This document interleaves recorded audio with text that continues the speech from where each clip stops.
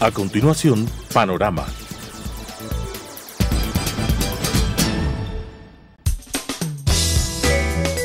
Clasificación B, bajo supervisión de un adulto.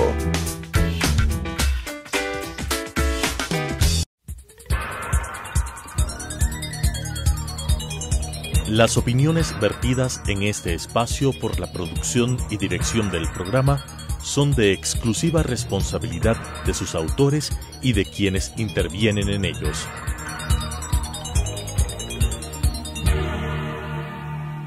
Telesucesos Canal 29 UHF presenta Panorama, política interna y asuntos internacionales abordados por especialistas, jefes de misiones diplomáticas, organismos internacionales y expertos en temas de la comunicación política nacional e internacional.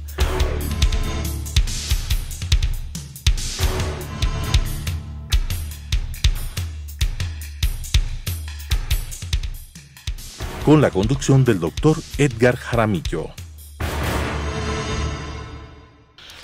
Cuando se aprobó la Constitución vigente, mediante referéndum en el 2008, se nos habló de que habíamos aprobado una Carta Constitucional garantista de derechos, ¿no?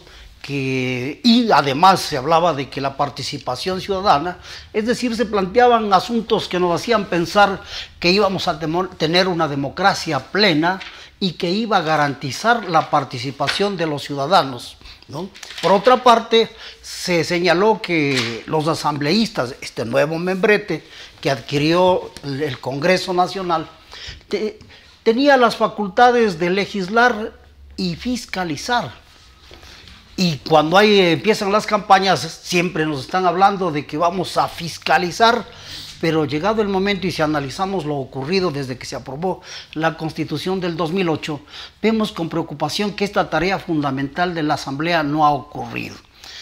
Hoy están saliendo a la luz pública una cantidad de actos de corrupción, de hechos realmente preocupantes, como es la muerte de un general de la República, el general Gabela, más de 438 casos denunciados de niños que fueron violados y que se presentaron a una comisión legislativa, es decir, la comisión legislativa encargada de fiscalizar lo que ha hecho es archivar estos y otros casos a los cuales nos vamos a referir. Para analizar entonces la tarea de fiscalización de la Asamblea está con nosotros el ingeniero Teodoro Gallegos, ¿no? Ciudadano que ha estado dirigiendo cámaras de la producción, la Cámara de la Agricultura en concreto, ha ejercido importantes funciones públicas, pero más ha estado dedicado a la tarea privada y desde esta perspectiva ha hecho análisis políticos y por eso creemos que es una voz autorizada para hablar ahora de la tarea de fiscalización de la Asamblea. ¿Cuál es su pensamiento respecto de esta tarea? ¿Ha cumplido o no ha cumplido la Asamblea con esta responsabilidad? Gracias, mi querido Edgar. Yo creo que la ha cumplido de manera parcial, al menos si la comparamos con los 10 años de la década perdida en que no se hizo fiscalización de ninguna naturaleza. Ahora por lo menos se le ha traído a este famoso personaje de la SECOM, el señor Ochoa, que fue destituido o censurado políticamente. Se lo ha enjuiciado al señor Serrano, expresidente de la Asamblea. Hubiese sido... Bueno, lo de él no fue censura, sino se le sacó de la presidencia de la Asamblea, ¿no? ¿Qué es una censura moral? Podríamos entenderlo así. Pero debíamos haberle pedido que se retire por dignidad pública, claro, después de haber tenido semejante diálogo con su compadre del alma, ¿no? Esto quiere decir que la justicia, que como concepto es la virtud cardinal, que reside en la voluntad mediante la cual tú le das a cada quien lo que le corresponde, la justicia no ha sabido ser aplicada dentro de la Asamblea. Si recordamos ese hecho bochornoso que la Comisión de Fiscalización de la Asamblea, dirigida creo que es por la señora Carrión, le tendió a la alfombra roja al vicepresidente de la República, el señor ingeniero Jorge Glass Espinel, que hoy está sentenciado como un corrompido más de la trágica historia ecuatoriana en la cárcel 4 de la ciudad de Quito.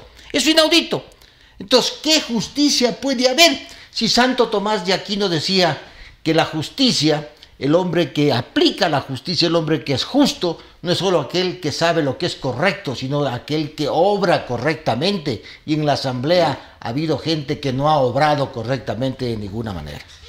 Y este impedimento, esta imposibilidad de actuar correctamente, ¿a qué obedece? ¿Por qué es que está ocurriendo esto? A la estructura moral de los políticos. ¿Es la estructura o también se ha creado una estructura legislativa que impide ejercer? Porque veamos, desde la Carta Constitucional de 1830 se establece la responsabilidad del presidente de la República y los ministros de Estado de rendir cuentas cuando es llamado en esa época el Congreso, actualmente por la Asamblea. Pero vemos ahora que se ha establecido un procedimiento que es una cosa muy curiosa. Es decir, por un lado se establece que todas las comisiones de la Asamblea tienen la facultad para fiscalizar y se requiere para ello que 25 asambleístas se pronuncien para llamarle a una autoridad a un análisis, al enjuiciamiento. Pero ya para pasar de la comisión al pleno del Congreso, ya pasa con un solo voto se puede impedir, porque si no se aprueba en la comisión, ya no hay juicio político y no hay censura, y la ciudadanía no puede ocurrir, que es lo que está ocurriendo. ¿Será por esto que no se puede cumplir con la tarea de fiscalización? En gran parte sí, y es debido a que el expresidente Correa no entendió jamás el concepto de justicia basado en el derecho romano, ¿no? Que nos decía que vivir honestamente y no hacer daño a nadie es parte del sentido de la justicia.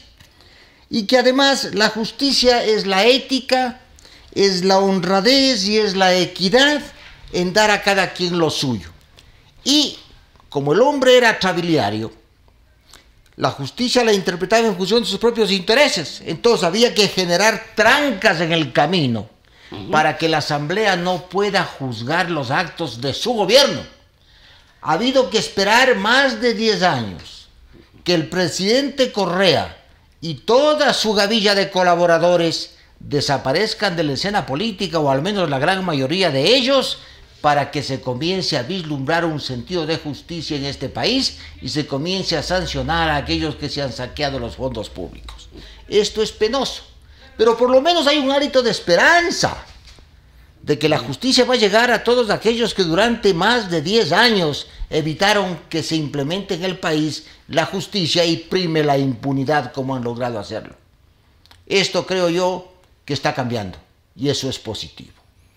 Pero si revisamos un poco lo que ha ocurrido, vemos que no ha sido por iniciativa de la Asamblea Nacional y de su Comisión de Fiscalización que se ha llevado a juicio a las autoridades que ahora están presos, el vicepresidente, varios ministros de Estado, sino que es a consecuencia de una información que se sacó. Recordemos, los papeles de Panamá fueron los que trajeron toda esta información.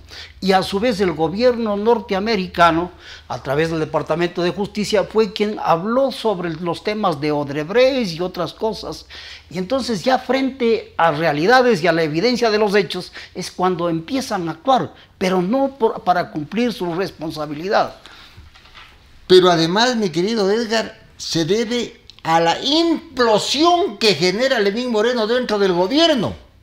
Y se convierte en un gobierno de transición, porque permite que toda esa cloaca emerja del suelo y que los políticos de Alianza País se fracturen entre ellos, unos tratando de ocultar lo que había pasado y otros más o menos diciendo: a mí no me dieron lo que me correspondía. Entonces, enojados los compadres, comienzan a aflorar las verdades a la luz pública, y el gobierno, a través del presidente Lenín, ha hecho conocer que está dispuesto a permitir que se descubra absolutamente todo lo que ha pasado durante esa década robada. Eso hace pues que, al no tener mayoría en el Congreso, los correístas comience a ver un poco de justicia en la Asamblea Nacional. Creo que por ahí va el camino.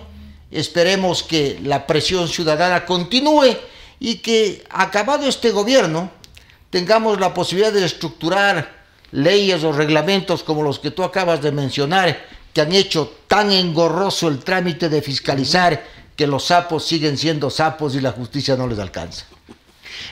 El ingeniero Teodoro Gallegos plantea dos asuntos que me parece interesante. Lo uno, que se produjo una especie de implosión al interior del partido de gobierno que determina que el actual presidente de la República diga, bueno, esto no podemos soportar más y hay que permitir que la justicia actúe.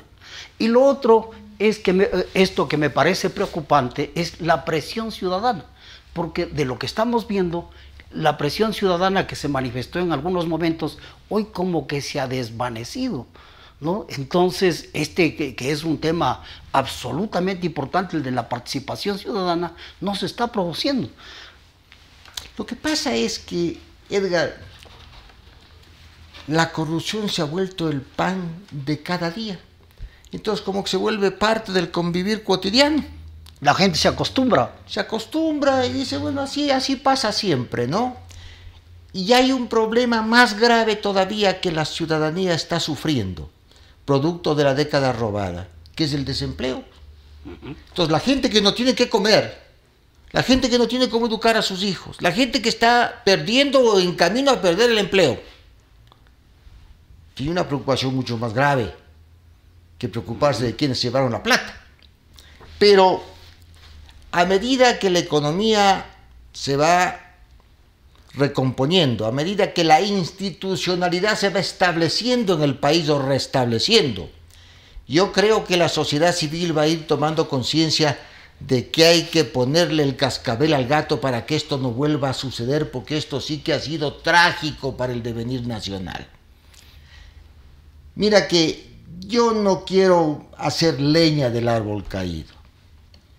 Yo le veo al presidente Correa que se está ahorcando con su propia lengua. Acaba de hacer una declaración de que él es solamente el representante político de la corrupción. Que es responsable político, ¿no? Ha señalado, sí. Pero no soy responsable judicial, dice, ¿no?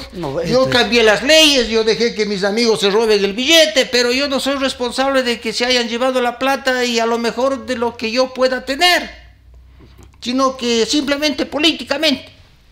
Pero le van a tener que aplicar la justicia aristotélica, que establecía el sentido de la proporcionalidad y decía que cada ciudadano tiene que estar en proporción, juzgado en proporción a sus actos, a su contribución a la sociedad, a sus méritos, a sus necesidades personales.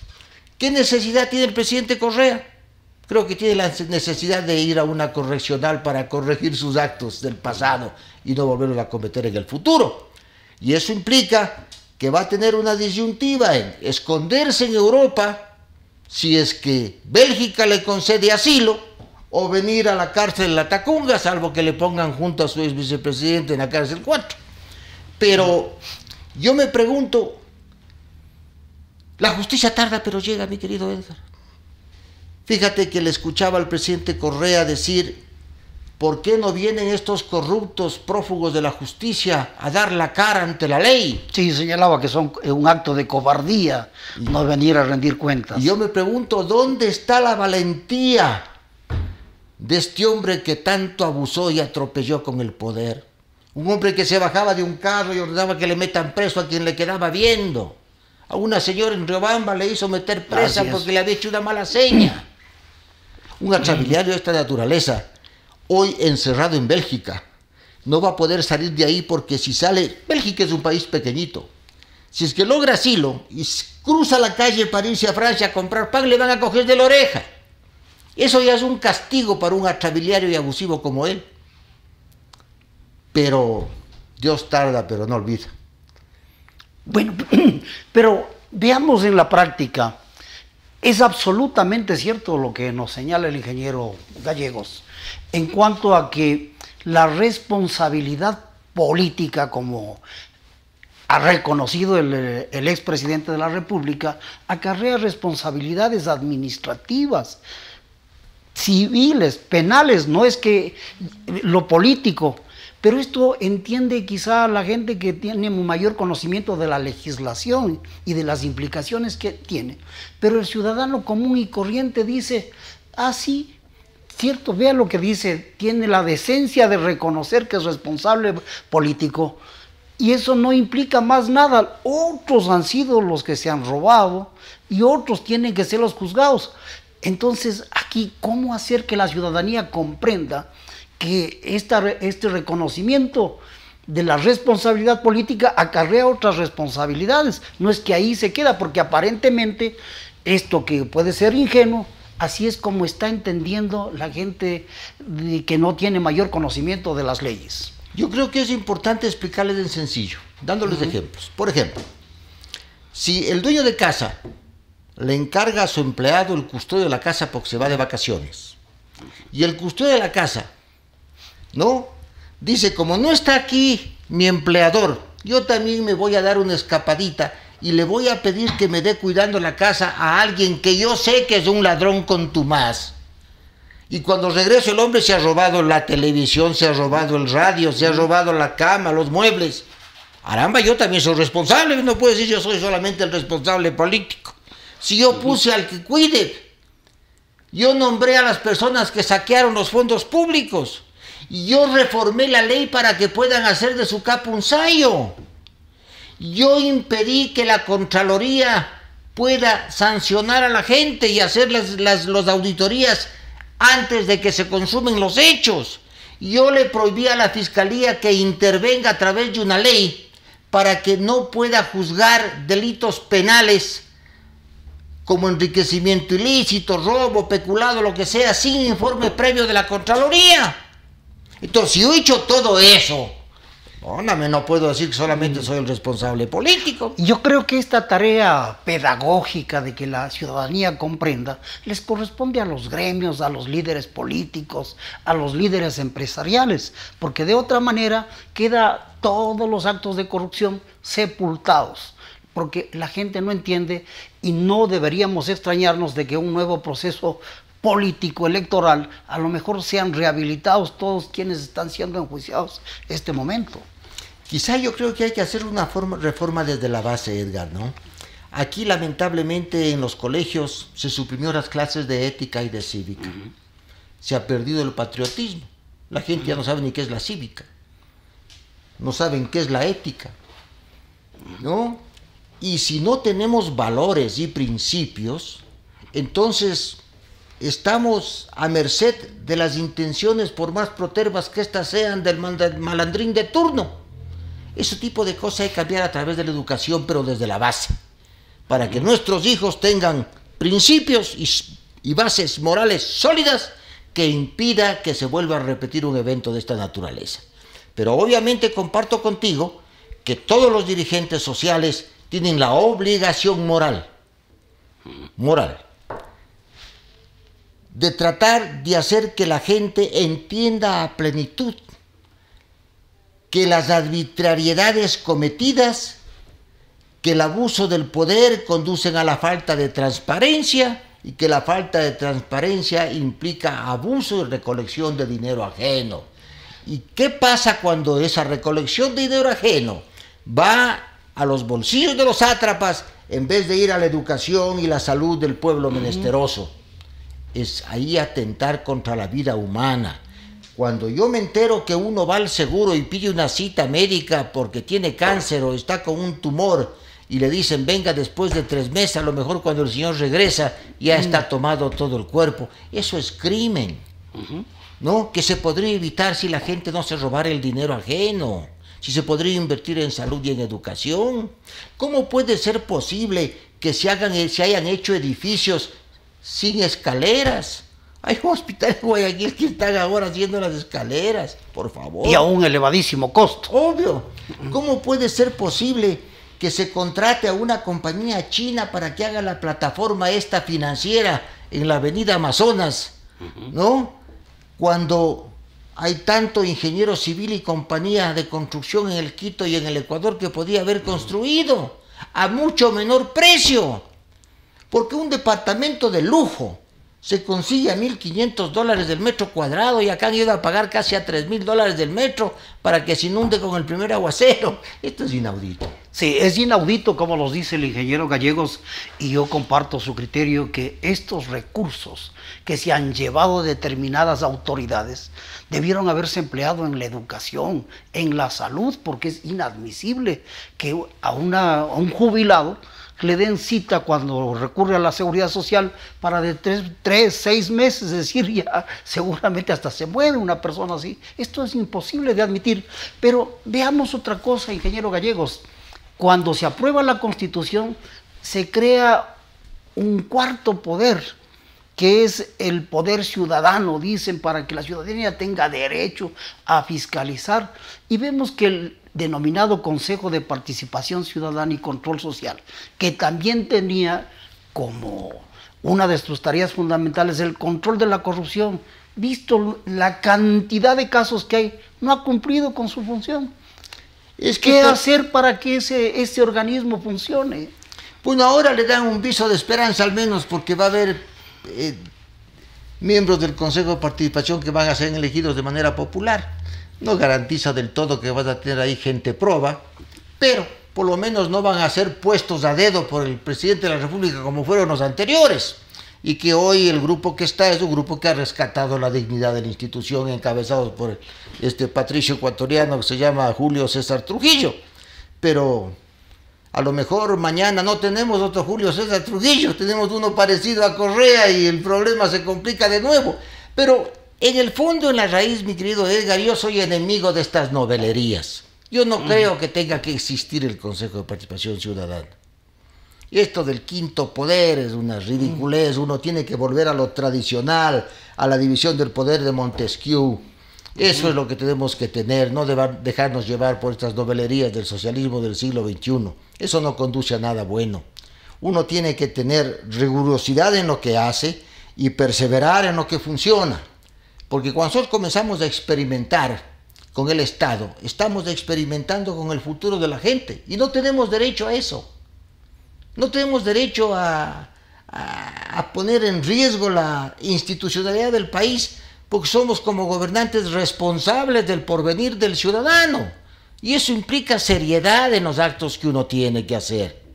Entonces, esto del Consejo de Participación Ciudadana, creo que en algún momento en que podamos hacer una nueva asamblea constituyente, que habrá que reformar todo esto, porque la Constitución en la parte dogmática es respetable, es garantista de derechos, pero es una Constitución de cientos de artículos. ¿Por qué dura y persevera en el horizonte del tiempo la Constitución americana? Porque son 4 páginas, pues, mi querido Edgar, con sí, así es, pero fundamentales. No, pero hay tratados y convenios internacionales y hay constitución que garantizan determinadas cosas. Y vemos como con disposiciones inferiores, a veces simplemente con disposiciones o con reglamentos o acuerdos, se contradice lo que dice los tratados de los cuales son signatarios el Ecuador o la Constitución de la República.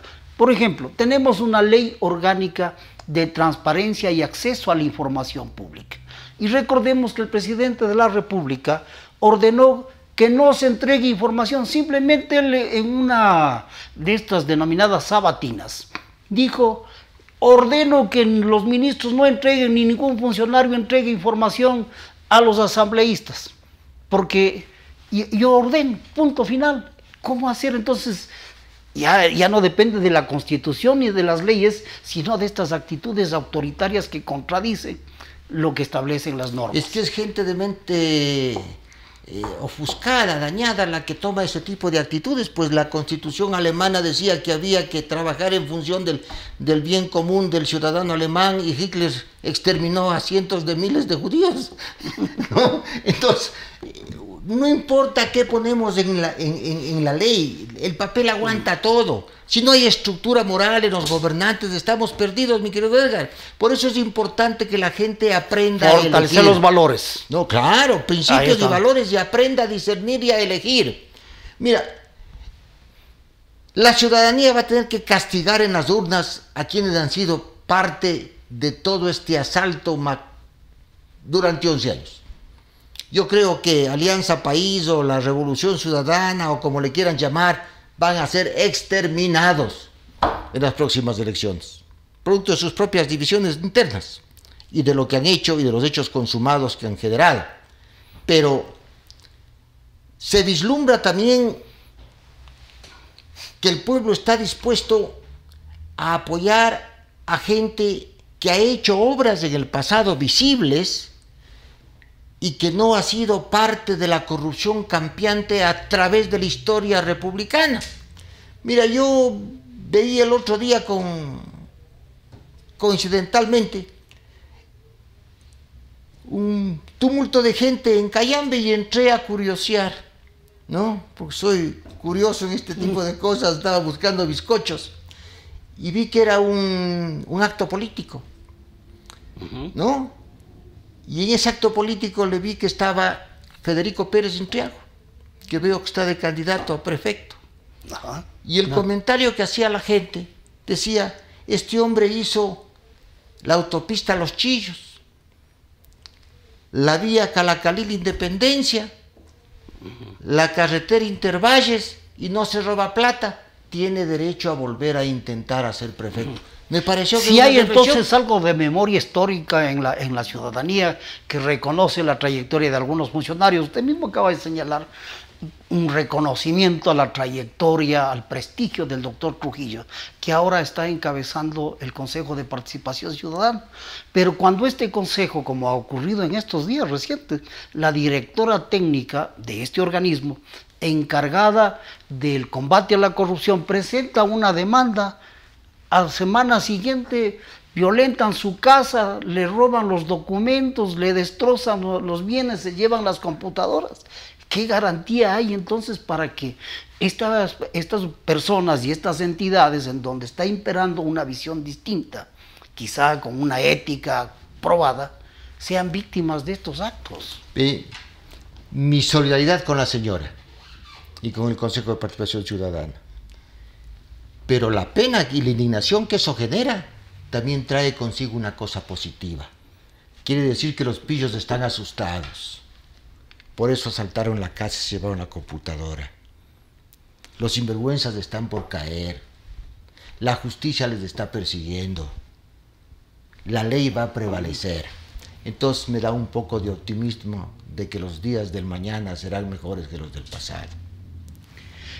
Hemos estado con el ingeniero Teodoro Gallegos, quien tiene un optimismo muy propio del funcionario que ha cumplido sus responsabilidades y cree que la acción ciudadana va a permitir que la justicia cumpla con su función y sean sancionados quienes han cometido actos de corrupción y que la fiscalización retorne y sea una de las tareas imprescindibles que debe cumplir la Asamblea Nacional. Gracias, ingeniero. Gracias, Edgar.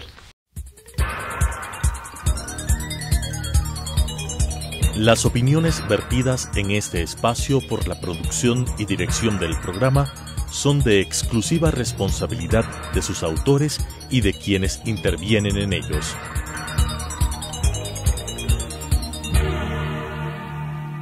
Telesucesos, Canal 29 UHF presentó Panorama, Política Interna y Asuntos Internacionales abordados por especialistas, jefes de misiones diplomáticas, organismos internacionales y expertos en temas de la comunicación política nacional e internacional.